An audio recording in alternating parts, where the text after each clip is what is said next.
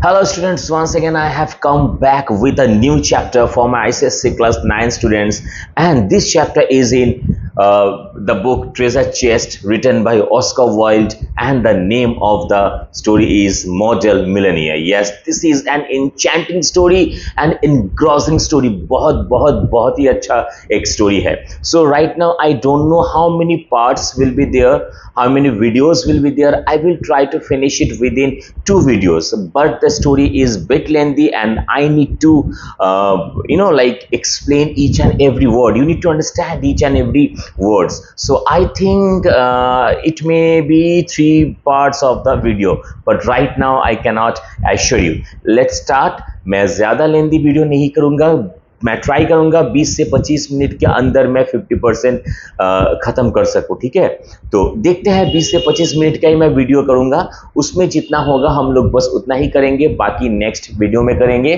तो इस हिसाब से अगर 3 पार्ट्स भी होगा तो वेल एंड गुड. अभी आई कैन नॉट से. Now let's get into the chapter. Please take the book and take a pencil so that you can mark down everything as I always say, and if you have highlighted, please take. Okay, so see, The Model Millionaire by Oscar Wilde. Unless one is wealthy, there is no use in being a charming fellow. So the first sentence is a commentary of people, those who are looking very good but not wealthy. So पहला जो sentence है वही में उसी line पे author बोल रहे हैं कि unless one is wealthy there is no use in being a charming fellow. So if you are not wealthy but you are good looking, you are handsome, then there is no use of you. Romance is the privilege of rich, not the profession of the unemployed. यहाँ पे romance मतलब luxury हम लोग बोल सकते हैं. Okay, romance is the privilege of rich, यानी कि जो वेल्दी पीपल है उन्हीं लोगों को इमेजिनेशन या फिर लग्जरी या फिर रोमांस जो है शोभा देता है. But it is not the profession of the unemployed. But a person who is unemployed, who doesn't have any source of income, he or she should not run behind romance or luxurious things. The poor should be practical and prosaic. What is the meaning of prosaic? Prosaic means unromantic. Prosaic एक keyword है, mark कर लो. The poor should be practical and prosaic. So poor जो है, गरीब जो है, उन लोगों को unromantic and practical होना चाहिए. कि मान लो मेरे पास अगर पैसा नहीं है, अगर मेरा ये मतलब ठीक नहीं है कि मैं कल क्या खाऊंगा, मेरे घर में कल चावल कहाँ से आएगा, दाल आटा कहाँ से आएगा. So I should not be romantic. I should not think of luxurious things in my life. Rather I must be practical, that how I can bring money, how I can earn money. So the poor should be practical and prosaic. It is better to have a permanent income than to be fascinating. So fascinating होने से ज़्यादा अच्छा है कि आपके पास एक permanent income हो. ऐसा नहीं कि आपको हर महीने या फिर हर महीने आपको lump sum amount of money earn करना होगा, लेकिन आप थोड़ा सा ही पैसा अर्न कर रहे हो हर मंथ, लेकिन वो परमानेंट होना चाहिए. Okay, so it is better to have permanent income than to be fascinating. These are the great truths of modern life which Hughie Erskine never realized. So ये लाइन मार्क करके रखो, यहाँ से question आ सकता है कि what are the great truths of modern life. Okay, now we got the first character whose name is Hughie Erskine. Never realized. तो Hughie Erskine जो है वो ये सब कभी रियलाइज किया ही नहीं. यानी कि इससे हम लोग को ये एक हिंट मिलता है कि ये जो कैरेक्टर है जो हम लोग को अभी मिला, ये कैरेक्टर जो है, ये कैरेक्टर एक गुड लुकिंग कैरेक्टर है, but the character is unemployed. Poor Hughie. Intellectually we must admit, हम लोगों को ये मानना चाहिए. क्या मानना चाहिए? हर एक लाइन कीवर्ड होगा, आप लोग मार्क कर लेना ही से शुरू करके. Okay, he was not much of importance, यानी कि he doesn't have any importance in the society और you can say in his family. He never said a brilliant or even an ill natured thing in his life. So वह अपने life में कभी भी ना कोई बहुत मतलब बुद्धिमत्ता का कोई परिचय दिया है, या फिर ना ही कभी कुछ गलत चीज उन्होंने लाइफ पे कभी कहा है. But then he was wonderfully good looking, underline करते रहो, कीवर्ड्स है, with crisp brown hair. So he is wonderfully good looking and he has crisp brown hair. He is cut clear cut profile, उनका profile जो है वो भी एकदम clear cut है, and his grey eyes and he has grey coloured eyes. So all these are the appearance or the keywords you must use for the characteristics of this particular protagonist. He was as popular with men as he was with women. So मतलब लड़कों के बीच में भी वो बहुत popular था और लड़कियों के बीच में भी वो बहुत पॉपुलर था. And he had every accomplishment except that of making money. That means he had done everything in his life except making money. So he was very good looking, he was having a charming personality, he was having brown crisp hair, gray eyes and clear cut profile. So he has done everything in his life except making money. That means he is an unemployed. Okay, वो unemployed है, सब कुछ भगवान ने उन्हें सब कुछ दिया है, लेकिन उन्हें ये एबिलिटी नहीं दिया है कि वो पैसा अर्न कर सके. Okay, now his father bequeathed him his cavalry sword. Mark करो, उनके पापा ने उन्हें क्या दिया था? कैवर्ली शोर्ड दिया था. And history of the peninsular war in 15 volumes, और 15 वॉल्यूम्स का एक बुक दिया था जिसमें पेनिनसुलर वॉर के बारे में लिखा हुआ था. अब उन्होंने ये दो चीज क्या किया देखो. He hung the first over his looking glass. Hung the first means cavalry sword. Cavalry sword वहां उन्होंने कहा रखा, कहाँ हंग किया? जो लुकिंग ग्लास है, लुकिंग ग्लास के बगल में उन्होंने वो झुला दिया. Put the second on the shelf between Ruff's Guide and Bailey's Magazine. ये भी मार्क करके रखो. और वो जो 15 वॉल्यूम्स का जो किताब उनके पापा ने उन्हें दिया था, उन्होंने वो कहाँ रखा? बुक शेल्फ पे रखा. दो बुक के, दो किताब के बीच में एक किताब है रफ्स गाइड, ओके, और एक है बेलीज मैगजीन. ये दो बुक के बीच में 15 वॉल्यूम्स का जो पेनिनसुलर वॉर के बारे में जो बुक उन्हें दिया गया था उनके पापा के द्वारा, उन्होंने वो रख दिया. एंड लिव्ड ऑन 200, मार्क करके रखो, important keyword, lived on 200 a year that an old aunt allowed him. और वो एक ओल्ड आंट के घर में रहता था जिन्होंने अलाउ किया था, ठीक है तुम मेरे घर में रहो, लेकिन उसके बदले में तुम हर साल मुझे 200 करके देना. He had tried everything. उन्होंने सब कुछ ट्राई किया था. He had gone on stock exchange for 6 months.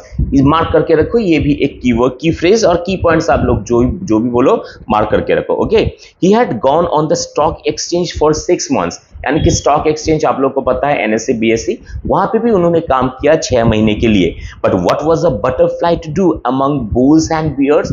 This particular line has significance. Bulls and bears, you can see the science कि स्टॉक मार्केट का जो साइन होता है बुल्स एंड बियर्स होता है, ठीक है. अब ये जो है मतलब ह्यूई जो है हम लोग का प्रोटैगनिस्ट, जो हम लोग का हीरो जो है, ठीक है, वो क्या कर रहा है? वो बेचारा देखने में बहुत सुंदर है लेकिन अनएम्प्लॉयड है. तो वो देखने में सुंदर है, he is like, so the poet, the author has compared Huey Erskine with a butterfly. Okay, तो अब वहां पे जाके स्टॉक एक्सचेंज पे भी जाके वहां पे भी वो टिक नहीं पाया, वहां पे काम नहीं कर पाया. He could not earn money over there. That is the reason the author has said that what was a butterfly to do among bulls and bears, कि वो एक बटरफ्लाई जैसा है. अब वो bulls and bears के बीच में करता क्या? उनका कोई काम नहीं है. So he failed over there. Okay, he had been a tea merchant for a little longer. कुछ महीने के लिए या फिर साल के लिए बोल सकते हो, महीने के लिए ठीक है, वो टी मर्चेंट भी था. But had soon tired of pekoe and souchong. Pekoe and souchong this are the kind of drink. तो वो सब लेके भी बेचारा बोर हो गया, टायर्ड हो गया. Then he had tried selling dry sherry. फिर उन्होंने ट्राई किया कि ड्राई शेरी वो सेल करे और पैसा अर्न करे. That did not answer, the sherry was a little too dry. लेकिन वहां पे भी वो फेल ही हुआ. He did not get success over there also. So यहाँ से एमसीक्यू आ सकता है कि कहाँ कहाँ पे वो काम करने गया था, या फिर ऐसा भी आ सकता है कि कहाँ वो नहीं गया था. तो 4 ऑप्शन रहेगा, उस 4 ऑप्शन में से 3 ऑप्शन ये रहेगा और एक कोई अलग ऑप्शन रहेगा. Keep it in your mind. Ultimately he became nothing. ये लाइन पूरा मार्क करो. Ultimately he became nothing, a delightful ineffectual young man with a perfect profile and no profession. So here the author is concluding saying about Hughie Erskine that ultimately he became nothing, वो कुछ कर ही नहीं पाया, a delightful ineffectual, कोई effect उनका नहीं था, ineffectual young man with perfect profile and no profession. So finally he had a perfect profile but he did not have any profession. To make matters worse, देखो लिखने का style कैसा है Oscar Wilde का। तो यहाँ पे ये वो बता रहे हैं ऑथर कि पहले ही तो उन्होंने अपना लाइफ जो है वो बेकार कर दिया था, लेकिन उस लाइफ को, उस बेकार लाइफ को और ज्यादा बेकार करने के लिए, okay, to make matters worse he was in love. So वो एक लड़की से प्यार करता था, he was in love. The girl he loved was Laura Merton, mark करके रखो, ओके, कीवर्ड है, जिस लड़की से वो प्यार करता था उसका नाम था Laura Merton, the daughter of a retired colonel who had lost his temper and his digestion in India. So Laura Merton को जो पिताजी थे वो एक रिटायर्ड कर्नल थे, ठीक है, जो इंडिया में आके अपना टेम्पर भी खो दिया और अपना डाइजेशन भी खो दिया। यानी कि देखो, मान लो कि यूके, लंदन, फॉरेन कंट्रीज जो वहां पे कुछ बॉइल्ड काइंड ऑफ फूड वो लोग ज्यादा खाते हैं, लेकिन इंडिया में क्या होता है, इंडिया में स्पाइसी खाना ज्यादा खाया जाता है, राइट कि नहीं, है कि नहीं। तो वो जब वहां से जब यहाँ आया तो उनका फूड हैबिट चेंज हो गया, तो उनका डाइजेशन सिस्टम में उनका प्रॉब्लम आ गया। So when after getting retirement, when he came to India, so there he lost both his temper and digestion system और power, you can say, and had never found either of them again, और वो तो problem उनका कभी ठीक नहीं हुआ। Laura adored him and he was ready to kiss her shoestring. Mark करके रखो, Laura adored him. Laura loved Hughie a lot. इतना प्यार करती थी, और आपका में हम लोग का जो प्रोटैगनिस्ट है Hughie Erskine, वो भी इतना प्यार करता था उसे that he was ready to kiss her shoestrings. इतना प्यार करता था। They were the handsomest couple in London, mark karo, okay, they were the handsomest couple in London and had not a penny piece between them. The colonel was very fond of Hughie but would not hear of any engagement. So the colonel, the father of Laura Merton, okay, he liked Hughie a lot, but he was not ready for their engagement. Why? Because he was unemployed. वो खिलाएगा क्या शादी के बाद, engagement के बाद रखेगा कैसे उनकी बेटी को? So he was very fond of Hughie Erskine, but he was not at all ready for their engagement. Come to me, my boy, when you have got 10,000 pounds of your own, and we will see about it, he used to say. So whenever he was talked about engagement, वो यही बोलते थे कि पहले तुम जाओ और अपने मतलब काबिलियत से 10,000 पाउंड आप अर्न करके लाओ जो तुम्हारा होगा, फिर हम इसके बारे में सोचेंगे। And he will looked very glum on those days and had to go to Laura for consolation. So ये सुन के Hughie Erskine बहुत तकलीफ होता था, बहुत मतलब चोट पहुंचता था उन्हें, and he became so depressed, so frustrated that he had to go to his love Laura Merton to be consoled. कि उसके पास वो जाता था और उनसे बात करता था तो शायद उनको थोड़ा अच्छा लगता था। So this particular sentence shows how deep their relationship or their love was. One morning as he was on his way to Holland Park, mark करके रखो, एक दिन सुबह जब Hughie हॉलैंड पार्क जा रहा था, where the Mertons lived, यानी कि लॉरा मर्टन, उन लोगों का घर कहाँ पे है, हॉलैंड पार्क में, he dropped in to see a great friend of his, Alan Trevor. So बीच में वो रुक गया, अपने उनका एक दोस्त, बहुत चहीदा एक दोस्त था जिनका नाम था एलन ट्रेवर, उनसे मिलने के लिए। Trevor was a painter, mark करके रखो, ट्रेवर कौन था, पेंटर था, but he was also an artist and artists are rather rare. So this is very important commentary on artist. वो सिर्फ पेंटर नहीं था, वो आर्टिस्ट था, ओके, मतलब आर्टिस्ट मतलब जिनमें आर्टिस्ट का जो गुण होता है, जो क्वालिटीज रहता है वो रहेगा। तो वो सिर्फ एक पेंटर ही नहीं था, वो एक आर्टिस्ट भी था, और आर्टिस्ट मिलना बहुत मतलब रेयर होता है। Personally he was a strange fellow, mark करके रखो, personally he was a strange fellow. कौन? Alan Trevor, with a freckle face and a red ragged beard. तो उनका अपीयरेंस क्या था? फ्रिकल फेस था और रेड रैग बियर्ड था। However, when he took up the brush, he was a real master. Wow! लेकिन उनका अपीयरेंस से नहीं लगेगा कुछ कि वो बहुत अच्छा पेंटर है, लेकिन जब वो अपना ब्रश उठाता था, so he was a real master and his pictures were eagerly sought after. Pictures में तो वो जो पेंट करता था उसे लोग ढूंढते थे खरीदने के लिए। That means he was truly a genius painter, Alan Trevor the dearest friend of Hughie Erskine. He had been very much attracted by Hughie at first, it must be acknowledged. So he liked Hughie a lot at first, it must be acknowledged, ये मानना होगा, entirely on account of his personal charm। और उसका reason क्या है कि ह्यूगी Erskine बहुत charming था, उसके लिए एलन ट्रेवर भी उसे बहुत ज़्यादा पसंद करते थे।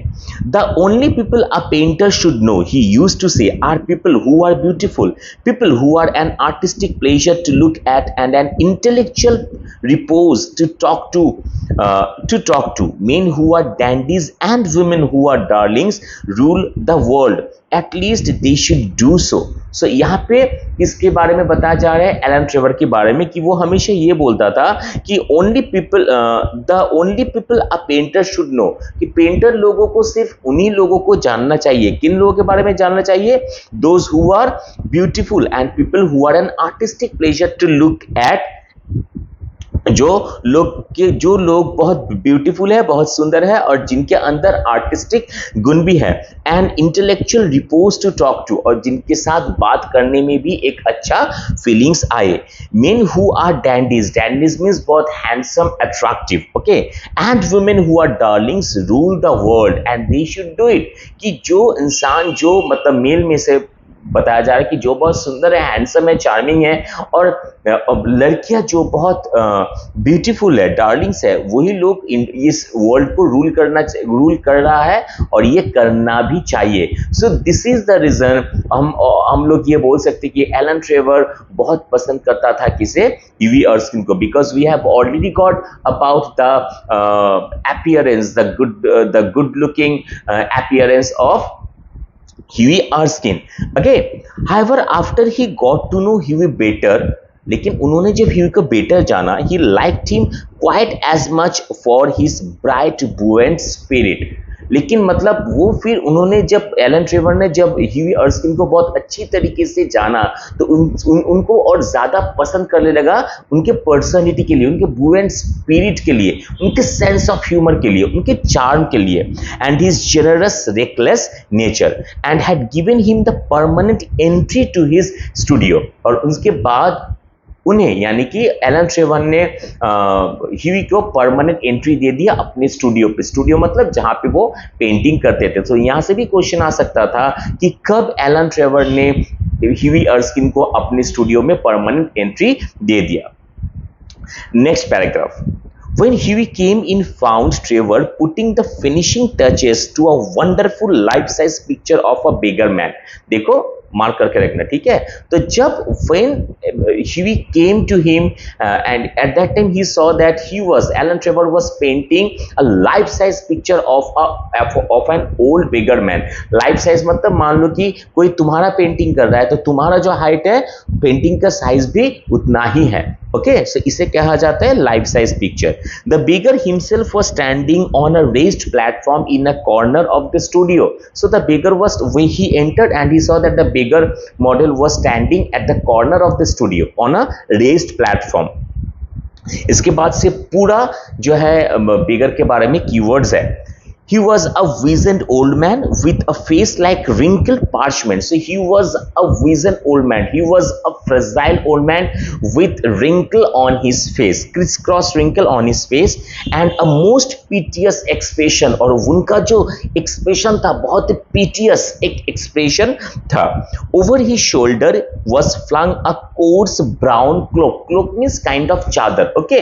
उनके शोल्डर के ऊपर एक टॉर्न, एक फटा हुआ, एक रैग्ड, एक टॉर्न ब्राउन कलर का चादर जो है वो झूल रहा था। ऑल टीयर्स एंड टैटर्स, और वो जो क्लोक था वो पूरा टीयर्स एंड टैटर्स था। His thick boots were patched and cobbled, उनके पैर में बूट्स भी था लेकिन वो मोटा बूट था और कॉबल था, यानी कि मेंड किया गया था, okay. And with one hand he lent on a rough stick, और एक हाथ में उनका स्टिक था और उस स्टिक के ऊपर वो फोर्स देके या फिर अपना जो वेट है वो देके झुक के वो बेचारा खड़ा था। while the other with the other he held out his battered hat for arms, और तो उनके एक हाथ में क्या था, एक हाथ में वो जो स्टिक था उसके ऊपर झुका था और एक हाथ में उनका जो हैट था वो ऐसे करके लिया था, आर्म्स मांग रहा था। Okay, this is how. So I hope you can imagine the picture how the model was standing, how the beggar was standing over there. What an amazing model, whispered Hughie as he shook his hands with his friend. तो उनके साथ हाथ handshake करते हुए उन्होंने कहा what an amazing model, कितना अच्छा ये मॉडल है। An amazing model, shouted Trevor at the top of his voice. I should think so. Such beggars as he are not to be met with every day. A living Velasquez. Velasquez is a Spanish painter. Okay, my stars, what an etching. Etching is a form of art. Etching Rembrandt is a Dutch painter would have made for him. क्या बोल रहे हो तुम? Amazing model, ऐसा model से हम लोग हमेशा नहीं मिलते। ओ वेलास्क्वेज और या फिर रैम्ब्रेंट अगर होता तो कितना अच्छा इस मॉडल का पेंटिंग वो लोग करते। Next page, page number 90. Poor old chap, said Hughie, how miserable he looks. But I suppose to you painters his face is his fortune. So उनको देख के हुई को फील हो कितना मिजरेबल एक इंसान है, वो एक बुरा आदमी है, एक गरीब है, लेकिन मुझे लगता है तुम जैसे पेंटर के लिए उनका फेस ही उनका फॉर्चून है। क्यों? क्योंकि उनका पीटियस फेस है, उनका मिजरेबल फेस है, तभी जाके आज एलन ट्रेवर ने उनका ड्राइंग कर रहा है, उस बिगर को ड्राइंग कर रहा है, तो इसके बदले में उसे पैसा भी मिलेगा। That means the beggar is earning just because of his piteous face and miserable face. Okay, Certainly, replied Trevor. You don't want a beggar to look happy, do you? क्या तुम्हें नहीं चाहते हो कि तुम एक beggar जो है वो खुश दिखे? How much does a model get for sitting? अच्छा, ये लोग मॉडल को जो आप लोग ड्राइंग करते हो तो कितना मिलता है इन लोगों को? Asked Hughie as he found himself a comfortable seat on a divan. So Devon में एकदम comfortably बैठ के उन्होंने क्वेश्चन किया एलन ट्रेवर को, तुम लोग जो ये मॉडल को ड्राइंग करते हो कितना मिलता है इन लोगों को? A shilling an hour. And how much do you get for your picture, Alan? अच्छा, उन लोगों को एक सीलिंग मिलता है एन आवर में। अच्छा, और तुम्हें कितना मिलता है? यानी कि ह्यूई ने पूछा किसे? ट्रेवर को। अच्छा, तो मॉडल को एक सीलिंग मिलता है एक घंटे के लिए, तो तुम्हें कितना मिलता है? Oh for this I get 2000। अच्छा, इसके लिए मुझे सिर्फ 2000 मिलता है।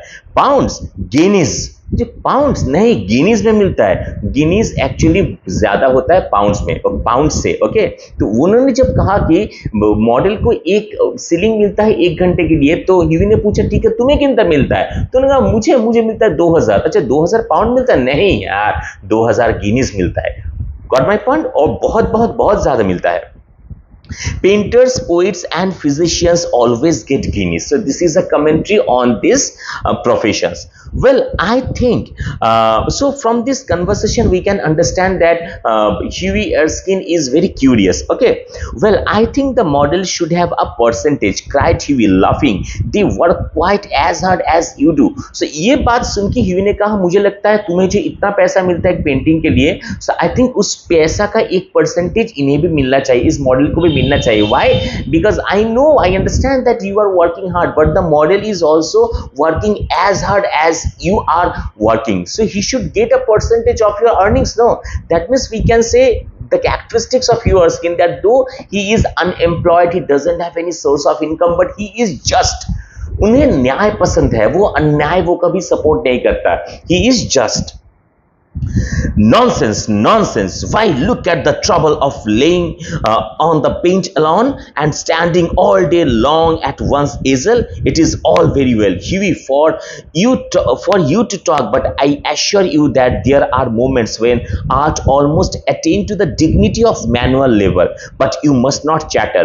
I am very busy. Smoke a cigarette and keep quiet. So ये सुन के एलन ट्रेवर गुस्सा हो गया. हाँ, तुम क्या बोल रहे हो? You're nonsense. You know the pain a painter bears when he continuously stands in front of a easel. Easel मतलब जो स्टैंड होता है जिसमें कैनवस लगा के पेंट किया जाता है. आप लोग देखे होंगे. तो क्या तुम्हें पता है कितना तकलीफ होता है एक पेंटर को जब वो सारा दिन एकदम ईजल के सामने खड़ा होकर पेंट करता है? कितने गौर से उन्हें मॉडल को देखना पड़ता है, हर एक चीज उन्हें देखना पड़ता है. हाँ, और तुम ऐसे बोल रहे हो? ठीक है, तुम इस बारे में बात मत करो. You just go sit there and smoke a cigarette and don't chatter with me on this topic. So she got like मतलब उनको इरिटेशन फील हुआ.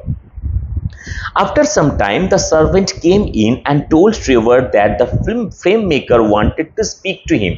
So कुछ देर बाद, अब देखो उन दोनों में जो कन्वर्सेशन हो रहा है ये तो मॉडल को सुनाई दे रहा है कि नहीं? वो मॉडल ने चुपचाप वहां पे खड़ा है. कुछ देर बाद सर्वेंट आया, उन्होंने कहा कि फ्रेम मेकर जो है वो बुला रहे उन्हें. Don't run away, Hughie, he said as he went out. I will be back in a moment. तो उन्हें लगा क्या पता वो चला जाएगा. मैंने चिल्लाया, यार सुनो, जाना मत, ठीक है, मैं कुछ ही देर में आ रहा हूं. तो बोल के ह्यूई वहां से चला गया. तो अभी स्टूडियो में कौन है? अभी स्टूडियो में है ह्यूई अर्स्किन है और वो मॉडल है. The old beggar man took advantage of Trevor's absence to rest for a moment on a wooden bench that was behind him. He looked so forlorn and wretched. Forlorn and wretched. Mark कर करो. Forlorn means like unfortunate. Okay.